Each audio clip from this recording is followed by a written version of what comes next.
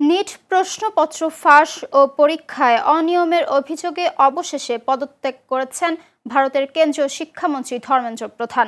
শনিবার প্রধানমন্ত্রী নরেন্দ্র মোদীর কাছে পদত্যাগপত্র জমা দেন তিনি। দীর্ঘদিন ধরে তার পদত্যাগ সহ ৩ দফা দাবি জানিয়ে আসছিল ককরোচ জনতা পার্টি সিজেপি। এরই মধ্যে আন্দোলনকারীদের বিরুদ্ধে মামলা প্রত্যাহার ও ক্ষতিগ্রস্ত পরিবারকে ক্ষতিপূরণের বিষয়ে ইতিবাচক অবস্থানের ইঙ্গিত দিয়েছিল কেন্দ্র। তবে শিক্ষামন্ত্রীর পদত্যাগের দাবিতে তৈরি হয়েছিল অচলাবস্থা। শেষ পর্যন্ত তৃতীয় দফা বৈঠকের আগেই পদত্যাগ করেন ধর্মেন্দ্র প্রধান। এদিকে পুলিশের নির্যাতনের প্রতিবাদে রোববার ভারত জুড়ে নীরব মোমবাতি মিছিলের ডাক দিয়েছে সিজেপি। সংগঠনটি সমর্থকদের বিভিন্ন জেলা প্রশাসকের কার্যালয়ের সামনে জড়ো হয়ে শান্তিপূর্ণভাবে কর্মসূচিতে অংশ নেওয়ার আহ্বান জানিয়েছে।